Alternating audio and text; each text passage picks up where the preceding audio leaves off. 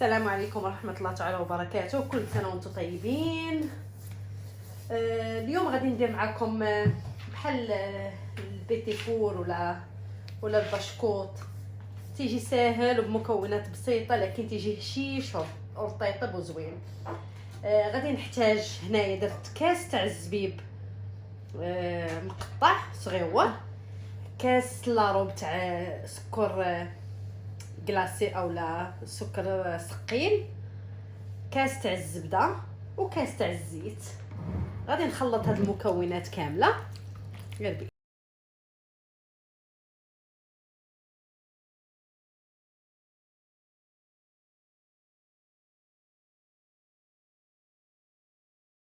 الكاس اللي قيستو به هو اللي غادي ديروا به كل شيء. حاول ما امكن اللي ندوب هاد الزبده غير مذابه، طبعا الزبده عاديه غير بدرجه حراره المطبخ. من بعد ندير 2 بيضات، زدت 2 بيضات تا هما نزيدهم على هذا، نخلطهم مزيان. انا تندير بحال هكا باش حتى بانت لي شي قطعه في هذا ما تقطعاتش مزيان تاع الزبيب، تنقطعها هكا، تنزيد نقطعها بيدي.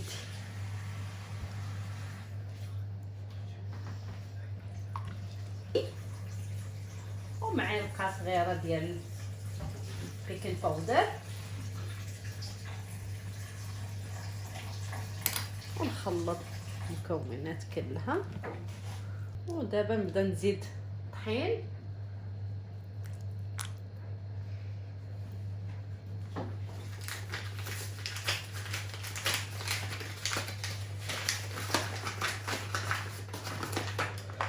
طحين جهد العجينه يعني.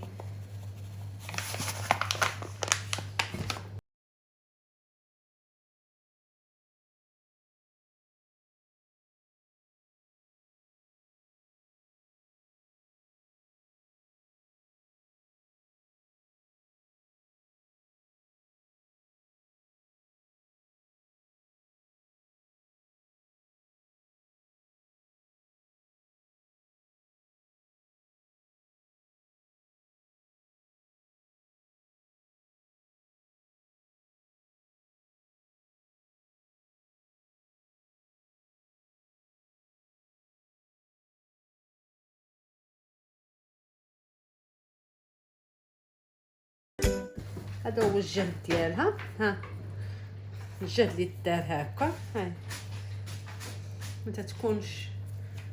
تتكون مقاسحه ما جاريه. من بعد تنديرهم هكا، ما يكونوش كبار بزاف، غير صغيره. تندير لها بحال هكا، بحال غندير الغريبه، ندير هكا ونفلحها بالموس غير بحال هكا، ونفندها في السنيده ونحطها هنا.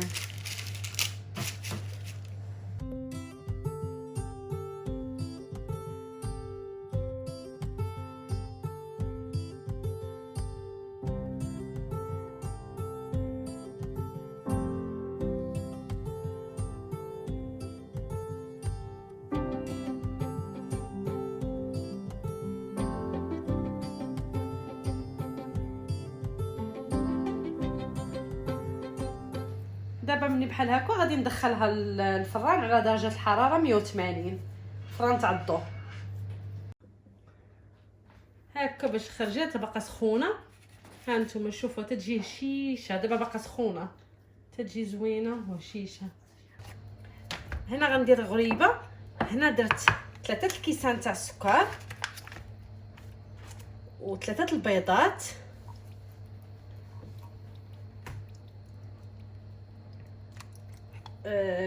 ثلاثة الكيسان تاع الزيت وكاس تاع الزبده.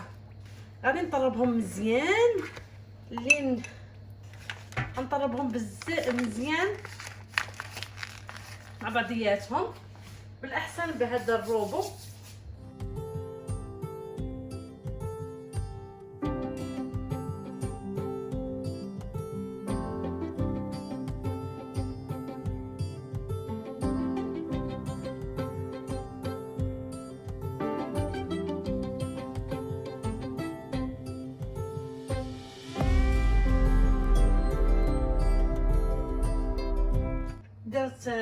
قشور الليمون، نعاود نخلطو معاه. زدت كوبايه جوز الهند، وغنزيد 3 المعالق ديال 3 المعالق ديال البيكين باودر،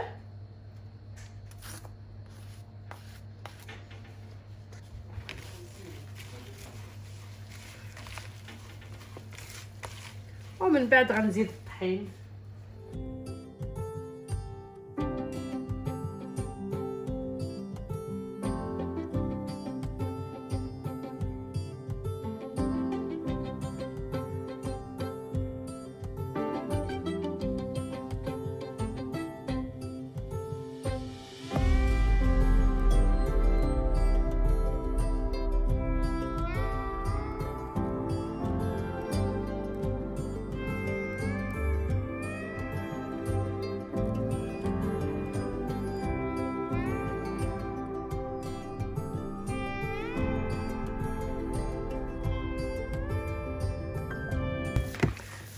وكيف ما تتشوفوا هكا تتبقى لين ما تتكونش قاصحه، تتكون غير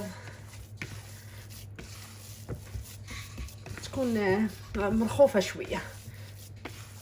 ونخليها دابا شويه، نخليها شويه ترتاح، ومن بعد نكورها نديرها غريبه. نديرها على شكل غريبه صغيره،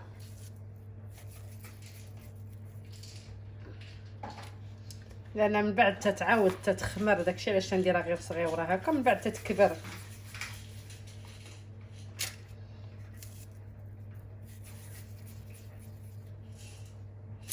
من بعد تنحط عليهم غير جوزه بحال هكا،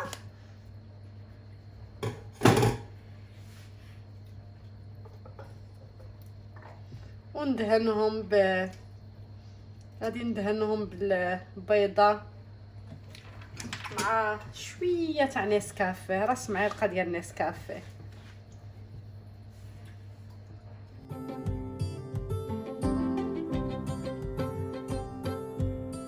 بعد ما دهنتها بالبيض وشويه د نسكافيه، غادي ندخلها دابا للفران على درجه الحراره 180. غادي نطيبها في الاول من التحت، عاد نطيبها من الفوق.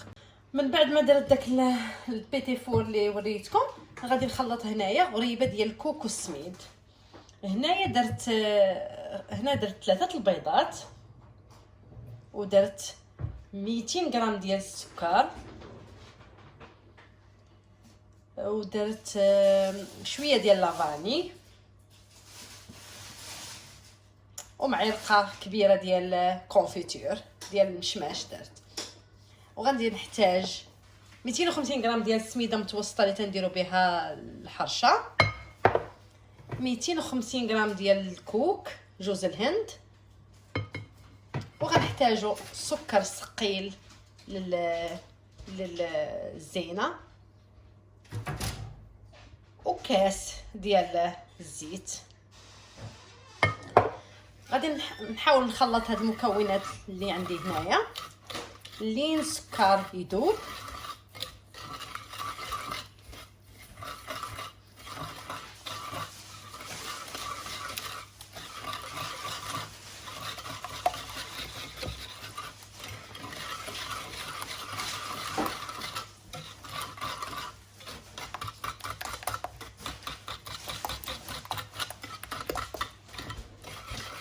بالنسبه لي هنا في الغربه تيعجبني بزاف دوك الغريبات الاولين ديالنا ديال والدينا، وهذا باقي هذاك هو داك اللي تنحس به انا راه عيد.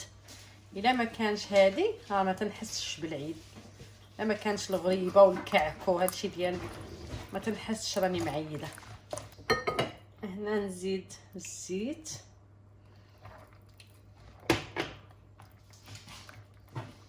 نزيد الكوك،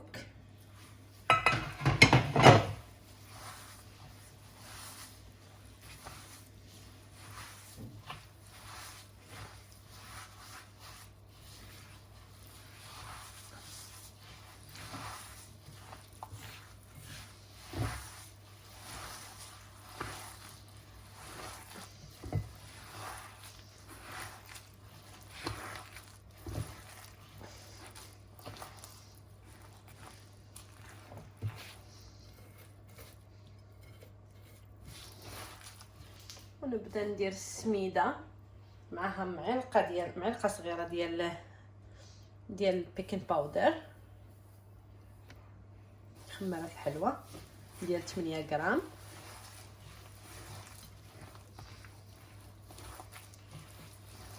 ونبقى عيني ميزاني نشوف على حسب السميده اللي عندي واش تتشرب ولا يعني ما خاصها تكون لا قاصحه ولا جاريه.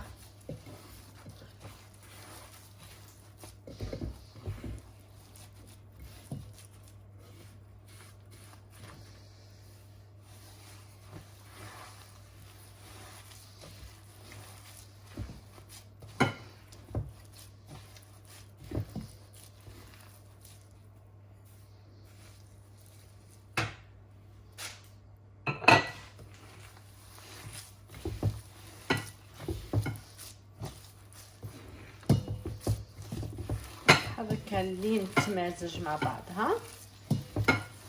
من بعد ما خليتها شويه ندير غنكورها هكا كويرات.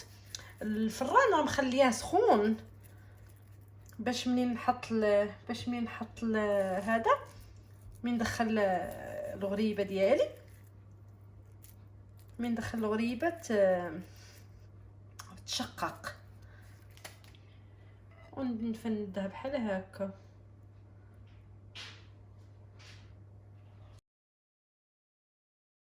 ما كورتها وفنتها في سكر كلاصي، سكر ثقيل، درتها غندخلها دابا الفران غيكون سخون على على درجه حراره عاليه، ومن بعد ملي ندخلها غنحطها لتحت، عاد من بعد نطلعها الفوق باش تشقق، ومنين غندخلها الفران غادي نقص درجه الحراره باش تطيب على مهلها. هكا الغريبه ديال الكوكو والسميده تجي باش تجي مشققه كيف ما قلت لكم. السر ديالها في الفران، لازم يكون الفران سخون، ومن بعد من تدخليها تنقصيها وطيبها من التحت هو الاول عاد من الفوق. هنا البشكوط اللي بالزبيب والزبده تيجي بحال هكا، وهنا ديك الغريبه ديالنا حتى هي تجي زوينه، مذاق تيجي فيها مذاق تاع الليمون زوين. في النهايه نتمنى انكم تدعموني بنشر الفيديو واشتراكاتكم واللايكات اللي تتحفزني باش نعطي دائما الجديد، وان شاء الله نتلاقاو مع فيديو جديد.